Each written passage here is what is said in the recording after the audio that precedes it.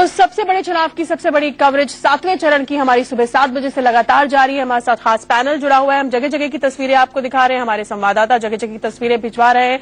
लखनऊ की तस्वीर आप देखिए, कानपुर में रायबरेली की तस्वीर आप देख रहे हैं और ये झांसी की तस्वीर है। झांसी, आज झांसी में भी मतदान है। झांसी जहां से उमा भारती चुनावी मैदान में है। रायबरेली सोनिया गांधी, कानपुर मुरली मनोहर जोशी, सामने श्री प्रकाश जायसवाल और लखनऊ जहां से राजनाथ सिंह के सामने है रीता बहुगुणा जोशी कांग्रेस से।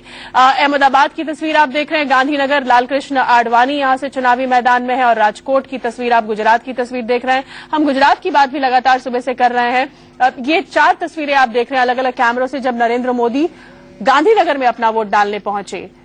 4 अलग अलग तस्वीर, एक बच्चे से बात करते हुए, फिर वोट डालने के बाद उंगली पे अपना निशान दिखाते हुए और वोट डालते हुए नरेंद्र मोदी। इसके बाद उन्होंने प्रेस से भी बात की और फिर उसके बाद जो हुआ बवाल वो कांग्रेस की तरफ से हुआ, क्योंकि कांग्रेस को लगा कि उन्होंने आचार संहिता का उल्लंघन किया है। वो कमल का निशान हाथ में लेकर प्रेस कॉन्फ्रेंस कर रहे थे।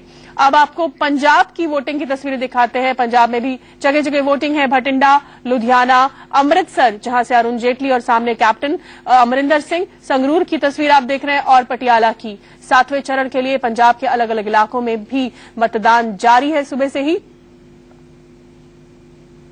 इंदर जी, आप कुछ कहना चाह रहे थे? या मैं सिर्फ गुजरात के बारे में थोड़ा सा एलेबोरेट करना चाहता हूं कि गुजरात की इम्पोर्टेंस जो है, एक तो ये अलग बात है कि गुजराती प्राइम मिनिस्टर पोस्ट के लिए प्रोजेक्ट हुआ है, लेकिन दूसरी बात मैं कहना हूं, गुजरात में एक बार नया एक्सपेरिमेंट हो रहा है। वो एक्सपेरिमेंट ये है कि बीजेपी के पास सिटिंग एमपी 17 हैं, लेकिन उन्होंने 14 सिटिंग एमएलए को खड़ा किया है।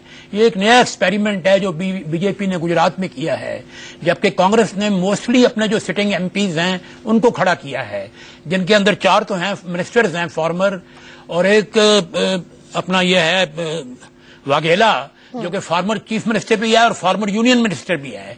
लेकिन गुजरात के अंदर एक चीज कही जा रही है बार बार, जो सब लोग कह रहे हैं कि एक अंडरहैंड एग्रीमेंट बीजेपी और कांग्रेस में हुआ है। वो अंडरहैंड एग्रीमेंट ये हुआ है कि कांग्रेस अडवाणी जी को गांधीनगर में जितवाएगी और बीजेपी साबरकांता में वाघेला को जितवाएगी। ये हर गुजरात की अखबारों में आ रहा है और किसी ने इसको डिनाई भी नहीं किया है। नहीं, लेकिन वाघेला तो ये एग्रीमेंट इंदर भाई कभी नहीं हो सकता बीजेपी और कांग्रेस के बीच में, नोइंग जानते हुए दोनों के बीच के समीकरण का है, शंकर सिंह वाघेला और आडवाणी और बाकी लोगों के आपस के संबंध क्या है, इस तरह का एग्रीमेंट कभी नहीं हो सकता गुजरात बीजेपी और कांग्रेस के बीच में। ये वाकई आप ठीक कह रहे हैं, मगर गुजरात के जो अखबार हैं, गुजरात के अखबार पतंगबाजी कर सकते हैं, वो कुछ भी लिखने के लिए स्वतंत्र है, लेकिन शंकर सिंह वाघेला को मोदी जितवाए, शंकर सिंह वाघेला को लालकृष्ण आडवाणी जितवाए, ये तो मतलब सपने में भी नहीं सोचा जा सकता। ये नहीं मानने की बात नहीं है, लेकिन गुजरात के पेपर्स कह रहे हैं। कल्याणी देखिए गुजरात के अखबारों के अंदर सबसे बड़ी बात ये होती है कि वहां पे पेड न्यूज का जो ट्रेंड है वो वहीं से शुरू हुआ है। तो ये इन बातों के गुजरात के अखबारों के जरिए के आप हवाला देके ये बात कहे, ये ठीक नहीं। मैं जो बोलना चाहती थी वो विजय नहीं, देखिए ये मैं जो विजय बोल रहा है वो मैंने खुद अपना आंखों से देखा। अभी 92-93 में जब गए थे, हम प्राइम मिनिस्टर के साथ गए थे, तभी वहां का रेट था 2 बहुत बड़े गुजरात पेपर्स का, एक तो 2 करोड़ मांग रहे थे, तीसरा 3 करोड़ मांग रहे थे। तो वो मैंने पूछा ये कैसे चलता है? तो ये पेड न्यूज सबसे पहले मैं आपकी बात मानता गुजरात से शुरू हुआ, मैं आपकी अभी चलते आ रहा है। नहीं, मैं आपकी बात मानता हूं, लेकिन स्टेट्समैन जैसा पेपर, उसने 3 दिन पहले 6 कॉलम साबरकांता पे स्टोरी लिखी है और अंदर एक बॉक्स आइटम है अंडरहैंड एग्रीमेंट। मुझे नहीं लगता कि दोनों के बीच इस तरह लिखा है, तो मतलब लिखा हुआ है तो गुजरात के अंदर बैठे हुए अखबार वाले ने लिखा हुआ है। ये मैच फिक्सिंग तो हो ही नहीं सकता फॉर आडवाणी और शंकर सिंह। नहीं, ठीक है, ये तो आप ठीक कह रहे हैं। मैं तो कई पिछले 50 साल से गुजराती अखबारों में काम कर रहा हूँ, इसलिए मुझे पता है कि क्या होता है वहाँ पे। मैं आपकी बात मानता हूँ, पर मैंने जो पढ़ा है मैं बता रहा हूँ। चलिए हम चलते हैं, हमारे साथ हमारे कोई संवाददाता जुड़े दिखाई दे रहे हैं शायद। बिल्कुल, ये लखनऊ से हमारे साथ हमारे संवाददाता विजय मिश्रा जुड़े हुए हैं। विजय, राजनाथ ने अपना वोट डाला, क्या वहां से चले गए वो वोट डालकर? और वहां पे जो लोग जुटी है, जो जनता जुटी है, उससे किस तरह का मूड सामने आ रहा है? जनता क्या कह रही है इस बार, लखनऊ की जनता? है राजनाथ इस समय अंदर हैं, उनका पूरा परिवार अंदर है, पंकज जी उनके साथ में आए हैं, नीरज उनके साथ में है, उनकी दोनों बहुएं इसमें साथ में है, उनकी पत्नी यहाँ पर है, यानी पूरा परिवार इस समय इस वोटिंग बूथ के अंदर है और इसमें वो वोट दे रहे हैं। और ये जो आप भीड़ देख रहे हैं राजनाथ के साथ उनके जो समर्थक हैं वो इस समय साथ में आए हुए हैं और जाहिर है इसी वजह से इस पोलिंग बूथ पर काफी भीड़ बढ़ गई है। यहाँ पर मीडिया वालों की पूरी भीड़ है, उनके साथ जो समर्थक आए हैं उनकी भीड़ इस समय लगी हुई है और पूरा परिवार इस समय इसी पोलिंग बूथ के अंदर है और इसमें वो वोट डाल रहा है।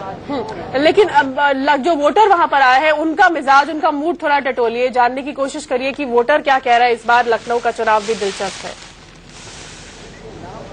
बिल्कुल, मेरे साथ यहाँ पर कुछ लोग खड़े हैं, मैं सीधा सवाल इनसे लेता हूँ कि आखिर इस बार जो यहाँ के वोटर हैं उनका मिजाज क्या है, क्या लगता है इस बार मुद्दों पर आप वोट दे रहे हैं या धर्म या जाति के ऊपर आपका वोटिंग हो रहा है? मेरा नाम विद्यासागर गुप्ता, इसी क्षेत्र से पूर्व विधायक लखनऊ। इस समय का जो चुनाव हो रहा है वो विकास का चुनाव हो रहा है। हर वोटर को ये पता है कि अगर हम राजनाथ सिंह जी को वोट देंगे तो देश में नरेंद्र मोदी जी की सरकार बनेगी और देश उन्नति के शिखर तक पहुंचेगा। इसलिए कोई भी जाति, कोई भी मजहब का इसमें कोई सवाल नहीं है। सब लोग राजनाथ सिंह जी को वोट देने के लिए जाहिर है ये समर्थक हैं यहाँ पर जो कि साथ में आए हुए हैं, जो कि बता रहे थे कि ये पूरे विधायक हैं। एक और वोटर है यहाँ पर, मैं सीधे सवाल इनसे लेता हूँ कि आखिर किस तरह का यहाँ पर माहौल है। अगर बात की जाए तो क्या यहाँ की जनता गंगा जमनी तहजीब को ध्यान में देकर के इस बार वोट कर रही है, धर्म और जाति को ध्यान में रखकर वोट दे रही है, या फिर किसी भी विशेष कैंडिडेट को ध्यान में देकर के ये वोट हो रहा है? देखिए, ये वर्तमान में जो चुनाव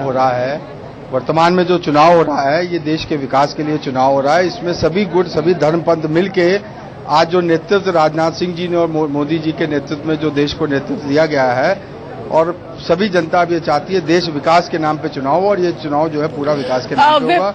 और सब विजय, मैं चाहूंगी कि आप वहां पर मौजूद कुछ आम लोगों से, समर्थक तो ठीक है, आप कुछ आम लोगोों से भी बात करें जो वहां पर लाइन में लगे हैं, उनसे जानने की कोशिश करें कि आखिर किस आधार पर वोट डाल रही है इस बार जनता लखनऊ। चलिए उनके पास चलते हैं, बहस को आगे बढ़ाते हैं। बिल्कुल, मैं कोशिश करता हूँ शीतल की। चलिए आएंगे आपके पास दीपक। कल्याणी, अगर हम बात करें तेलंगाना की तो आपको तेलंगाना तक हमने चर्चा अभी तेलंगाना पे बिल्कुल नहीं की है। मैं चाहूंगा कि तेलंगाना के भी कुछ ग्राफिक्स आ जाए। तेलंगाना की हम बात करें तो तेलंगाना में कैसा मुकाबला आपको दिखाई दे रहा है? तेलंगाना में इस समय हिस्टोरिक मुकाबला होगा क्योंकि ये एक स्टेट, दो स्टेट के लिए अभी वोट कर रही है। तेलंगाना का असेंबली का भी वोटिंग हो रही है। इस वजह से ये बहुत महत्वपूर्ण इलेक्शन में मान रही हूँ। और तेलंगाना का अभी जो पहले तेलंगाना जब बाइफरकेशन हुआ तभी तो कांग्रेस समझ रही थी कि टीआरएस इनके साथ मर्ज हो जाएगी, तो वो टीआरएस का चीफ चंद्रशेखर राव ने ऐसा वादा भी किया था। इस वजह से कांग्रेस सोचा कि पूरा हमको 17 सीट आ जाएगा लोकसभा का और स्टेट का चीफ मिनिस्टर भी कांग्रेस का ही बनेंगे। लेकिन टीआरएस चीफ तो बहुत उत्साह निकला, वो तो अभी अलायंस भी नहीं किया, फिर आगे का भी अलायंस एनडीए के साथ करने के लिए खोल रखा है। इसलिए कांग्रेस थोड़ा बैकफुट में है, तो उनका जो भी कैलकुलेशन था सब मिसफायर हो गया। अभी तेलंगाना का जितना भी वोट है वो तो कांग्रेस अभी क्लेम कर रहे हैं कि हमने आपको दिया स्टेट, इसलिए हम मेरे को वोट करो। लेकिन टीआरएस बोल रहे हैं कि हमने आपको वोट स्टेट दिलवाया, हमको दे दो। इस वजह से ज्यादा इसका महत्वपूर्ण उसको टीआरएस को मिल रहा है और कांग्रेस को थोड़ा कम ही मिलेगा। और बीजेपी और टीडीपी का भी थोड़ा कुछ हो सकता है, 1-2 सीट तो मिल सकते हैं। इस वजह से ये बहुत बहुत इम्पोर्टेंट इलेक्शन है फॉर तेलंगाना लोगों के लिए। तेलंगाना बहुत बैकवर्ड स्टेट है, तो उनको इसलिए ये इलेक्शन में अच्छी तरह से अच्छे लोगों को चुन के असेंबली बनना चाहिए और लोकसभा को भी भेजना चाहिए। आप देखेंगे कि पहले 2004 और 2009 में आंध्र प्रदेश का नंबर बहुत इम्पोर्टेंट हुआ यूपीए गवर्नमेंट बनने में, और उसका पहले भी एनडीए के सरकार में भी वो चंद्रबाबू नायडू का जितना नंबर था उनके वजह से भी गवर्नमेंट इधर बना। इस वजह से एनडीए का, इस वजह से आंध्रा बहुत इम्पोर्टेंट स्टेट है कि तेलंगाना कैसे करता है ये बड़ा इम्पोर्टेंट देखने लायक है। लेकिन हमको लगता है कि वो शायद हंग असेंबली हो सकता है। दीपक, इस मामले के अंदर मैं एक बात कहना चाहूंगा कि अभी एक यंगस्टर्स ने चिरंजीवी को रोक दिया कि वो लाइन छोड़ के जा रहे, वोट करने जा रहे थे, और चिरंजीवी है एक कांग्रेस के कैंडिडेट हैं और उनको रोक दिया गया। मैं आपको 1 मिनट रोकूंगा। मधुसूदन मिस्त्री जी हमारे साथ फोन लाइन पर। मधुसूदन मिस्त्री जी, कैसी वोटिंग हो रही है वडोदरा में और जीत के प्रति आश्वस्त हैं क्या आप? नहीं चल रहा है, हम विजिट कर है तो मैं अभी बूथों के ऊपर जाकर आया हूँ और अभी वापस निकल रहा हूँ। अभी भी आपको लगता है कि वहां पर प्रशासन जो है दबा रहा है, लोगों की वॉइसेस को दबा रहा है? नहीं, प्रशासन के अंदर कुछ व्यवस्था, जैसे कि मैं सोखड़ा करके बूथ है यहाँ पर फर्टिलाइजर नगर के पास में गया तो लोग पूरे ड्राइव करके गाड़ी बूथ जो है उसके रूम के पास में ले जाते, सब वहां पर खड़े हुए, न प्रिसाइडिंग ऑफिसर कुछ कह रहा है न जोनल ऑफिसर कुछ कह रहा है समझे के लिए। तो ये जिस तरह आरओ जो है उसकी ढिलास हमको लगती है डिले, तो ये चाहते या तो कुछ करना नहीं चाहते या जानबूझ के ये करवा रहे हैं। मधुसूदन जी, आपकी आवाज से काफी निराशा और हताशा झलक रही है, क्या आप अभी से गिव इन कर चुके हैं? हताशा नहीं है, मेरे पर थकान है इतने दिनों की और रात की। बड़े रात को देर तक सो के सुबह है तो रात को बड़ी देर के बाद में सोए और सुबह उठ के वापस ये चालू हो जाता है। नहीं, वो हम समझ सकते हैं मधुसूदन मिस्त्री जी, लेकिन पूरे गुजरात की अगर बात करी जाए तो पूरे गुजरात में क्या सीन दिखाई दे रहा है आपको? एक आध सीट ला पाएगी कांग्रेस? बता रहा हूँ मैं, भाजपा से एक सीट ज्यादा कांग्रेस की आएगी। लोग तो कह रहे हैं 26-0 होने वाला है वहां पर जी। लोग तो कह रहे हैं 26-0 होने वाला है क्योंकि एक गुजराती प्रधानमंत्री आएगा। मैं बता रहा हूँ इसके अंदर गुजरात का एक अपील है, पान है तो कंट्री की, वो कोई गुजराती कोई प्राइम मिनिस्टर बन रहा है इसलिए इसको वोट दे दो, वैसा नहीं होएगा। तो आप एक गुजराती को प्रधानमंत्री नहीं देखना चाहते हैं? ऐसा नहीं, वो आपका इंटरप्रिटेशन है, हमारा नहीं है। मैं एक उम्मीदवार के सामने लड़ रहा हूँ, उसके बाद की बात है वो पीएम बनेगा कि नहीं बनेगा, अभी तो वो कैंडिडेट ही है। नहीं, बट वो पीएम इन वेटिंग है। मैं इसीलिए पूछ रहा हूँ कि मोरारजी भाई के बाद क्या किसी गुजराती को आप प्रधानमंत्री देखना चाहते हैं? मैं बता रहा हूँ, आप बार बार क्यों उसको रिपीट कर रहे हो इसके अंदर? जहाँ तक अभी का सवाल है आते देखते जाओ तो क्या पीते और क्या गुल खिलते हैं इसके अंदर। पहले इसमें से तो बाहर निकलने दो उनको, तब बाद में आप तय करना हो क्या बनने वाले और क्या नहीं।